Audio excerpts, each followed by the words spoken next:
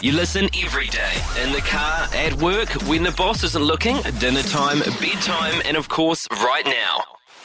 Z100TGA.weebly.com keeps you up to date with the promotions, bookings, what's happening on air, and the latest news, gossip, and fun. And it's all live and local. Z100TGA.weebly.com. Get there.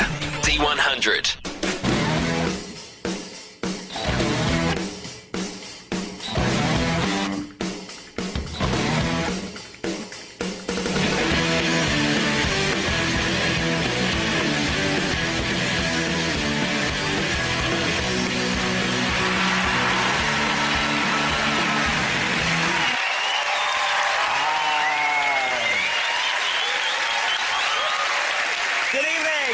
Welcome to Would I Lie to You, the show that sorts the facts from the fibs. And on Lee Mack's team tonight, she presents the one show which is now part of British life. Without it, millions of families would have to eat their tea in silence. It's Alex Jones.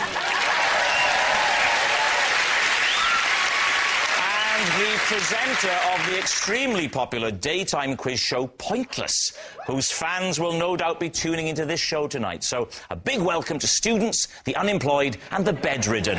It's Alexander Armstrong. And on David Mitchell's team tonight, well, 12 years ago, he was honoured with a Lifetime Achievement Award. He didn't take the hint. He's still here. It's Chris Tarrant. First, light lunch, now the Great British Bake Off. Is there any meal she won't exploit for her own financial gain? Mel Gedroych! And so we start with round one, Home Truths, where our panellists each read out a statement from the card in front of them. To make things harder, they've never seen the card before, so they've no idea what they'll be faced with. It's up to the opposing team to sort the fact from the fiction, and we'll start with Alex. Oh, here we go. I once lost Julian Lloyd-Webber's cello because I was chatting up a parking attendant. Well, David and team. A lot of factors there. Go Why on. were you in possession of Julian Lloyd-Webber's cello? Because he had lent it to me. Why would he lend you his cello? Well, not exactly lend. I was kind of looking after it. Where were you, Alex? I was in Manchester. Right. Yeah. Was he playing? Was he doing a gig or something? He was doing, he was like with an orchestra, but he had his own solo part, so he played. I know an orchestra. They have an instrument each, don't they? Yeah, but David, he had a special part. Oh right, okay. Yeah. But for which he didn't need his cello. It was he asked you to hold the cello. This was before. And go and check on the parking scenario in the middle of the symphony. This was before the concert. Okay. So did you know him? I hadn't met him before. No. But what was the great attraction of the parking attendant? Very handsome, very fit. It was a very hot How could you day. tell under a big hat like that and his jacket up He there? didn't have a How hat could you on. They were very modern parking attendants. Oh, he didn't have a hat on? I think we need to analyse this story chronologically. Right. We start again. Now, it is the day of the concert. Right. Yes. Dawn breaks. Right. Where are you and where is Julian Lloyd-Webber? Julian Lloyd-Webber and I are both in Manchester. When did you meet? In the car park. Sound like a true Welsh girl. No, the car park...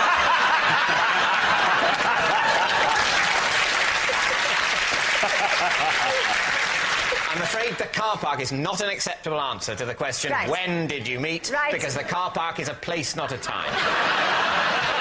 Let me set the scene. OK. So, I'm in the car park with the car park attendant. Of course you are. Yeah. The car park attendant is just there. He hasn't got a hat on. He's not that official. He's just generally hanging around the car park, all sexy. He's just hanging out. Yeah. What's he wearing at the time? Has he got anything on? Is he naked? He's got jeans on and a T-shirt. Jeans and a T-shirt? And an This is illuminous just jacket. some guy. Some bloke. He's told you he's a on. car park attendant because he No. wants to sound important. Is that important? Yeah, it's the sexiest thing you can say. Everyone knows that. Julian Lloyd Webber Yeah. walks in with his cello. With his cello, which weighs about 4 ton. No, they're not that heavy. Well, Chris. no. They're not that heavy. And for someone like Julian, who's probably got a bit of sinew and bicep because of all his playing, it would be very light. Yeah.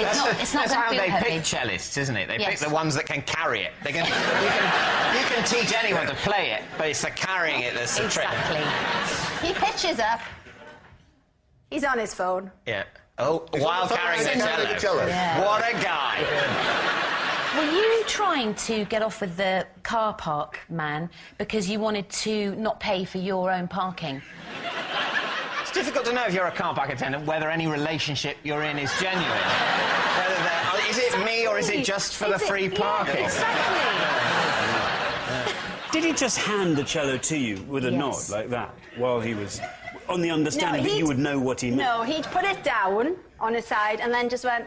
What happens then? Yes, this is crucial. Then, Julian comes off the phone, taps me on the shoulder, where's my cello? I look round, cello gone. What? No! It was the car parking attendant. Who took the cello then? The cello Yeah? had made its way into the concert hall. Of course On it its has. own. The very best cellos can do that.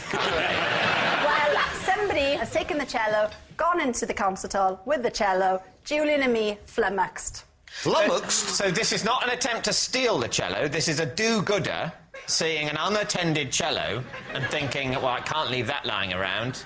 Someone could steal it, I'd better steal it.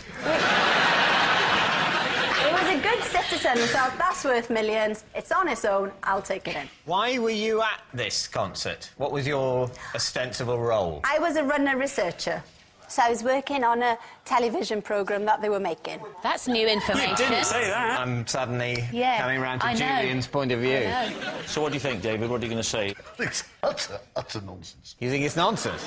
I'm going to say she's lying. You both I'm think gonna she's say lying? She's lying, yeah. He's lying in Well, I certainly... I think it's true. Do you? But not enough to overrule. I haven't... Oh, don't say that, because now you... Well, no, it's very rarely that I overrule. At the moment, I believe in democracy. Yeah. But if it turns out you guys are wrong, I may lose my belief in democracy, and this could become a police state. So your answer is? We're going to say it's a lie. Saying it's a lie. Right. Alex Actually, Jones. no, we're going to say it's true. Sorry, police state time, we're going to say it's true. Overruled. I like that. I like that. I find that arousing. Alex, truth or lie? Rob, you should have to take the first answer on this programme. It's true!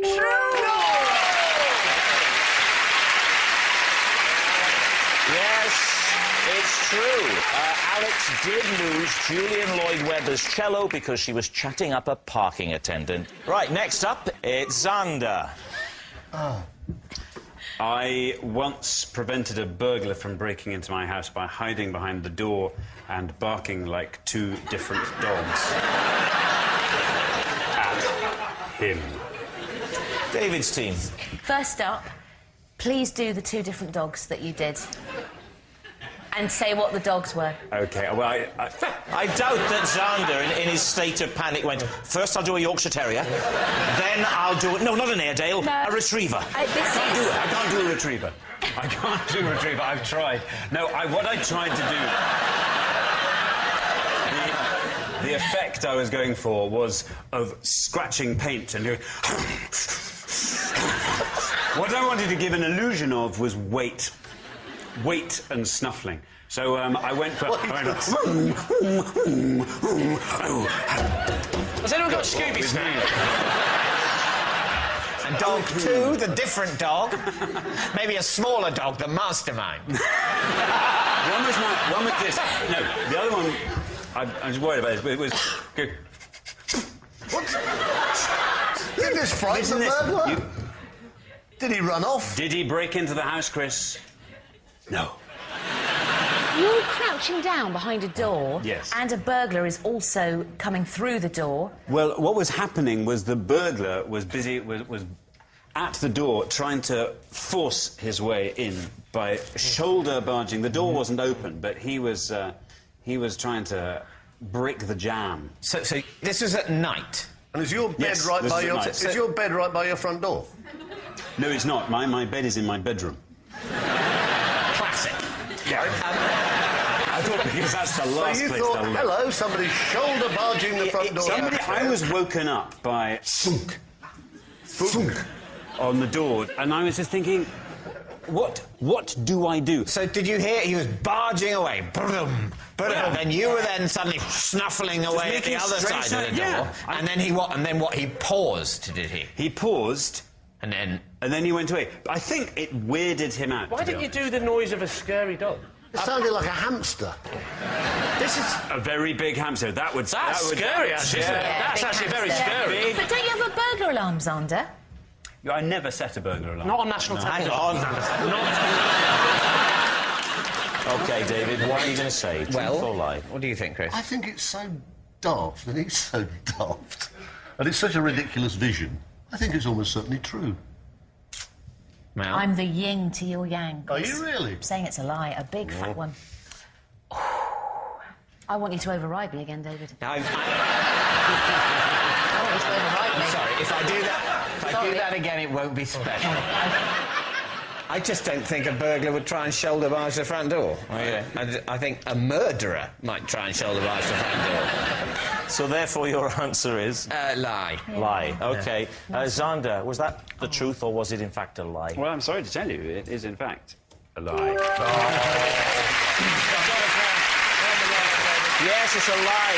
Xander didn't prevent a burglar from breaking into his house by barking like two different dogs. I mean, of course, it's a lie. When burglars break into Xander's property, they still have to walk up the path, swim the moat, and slay the dragon before getting to the front drawbridge. So, at the end of that round, David's team are in the lead by 2 points to 0.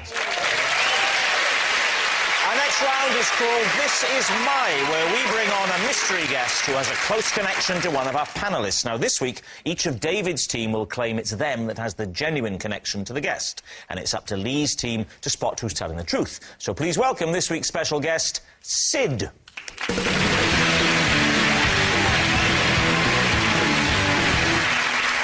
So, Chris Tarrant, what is Sid to you? This is my dentist, Sid, and I had to drive her to A&E after biting her finger during a checkup. Right, Mel, could you explain how you know Sid? This is Sid. We once posed as members of an orchestra to gain backstage access to meet our idol. Finally, David, what is your relationship with Sid? This is Sid. Last year... Sorry. There's something about you. I don't think you know any women or anyone called Sid. In which case you'll be saying that it's a lie. Correct. This is Sid. Lie. This is Sid.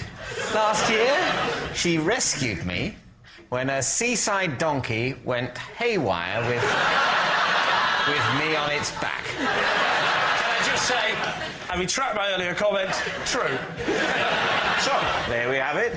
Chris's disgruntled dentist, Mel's orchestral imposter, or David's seaside saviour. Lee, where do you want to start? Well, shall we start? Let's start with Chris. What was she doing that made you bite down so hard?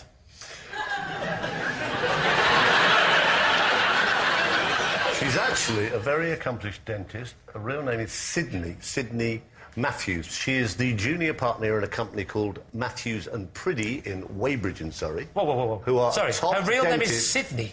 Sydney. Sydney? Girl's name, Sydney. I couldn't understand what he was saying, but now someone shouted it really loudly in Welsh. It's a lot clearer. so, sorry, Chris, say it again. I fix up to go and have a temporary crown taken out and put the proper one in. Oh, yeah. Coronation, was it? You're getting above yourself, Tarrant. So she starts doing this little bit of drilling, and of course you've got so much doing in now. I'm going, it really hurts, I want to unattack it. And she says, what? At which point I bit her finger, in fact 2 fingers, really quite badly. And she is pouring blood. And has Sid treated you since? No, but she's due to in about 3 months, so I'm trying to be quite nice to her. Right, do you want to move on to another suspect? David, what did it do, the donkey? It ran suddenly in one direction with me on its back. No. Yes. Where were you? I bet he I says was on Blackpool. No, I was Where on were the you? beach. It was in Norfolk. And a beach in Norfolk. Do you know which beach? I know Norfolk quite well. Which beach in Norfolk was it? Oh, damn. It was Great Yarmouth. When was this? It was last year.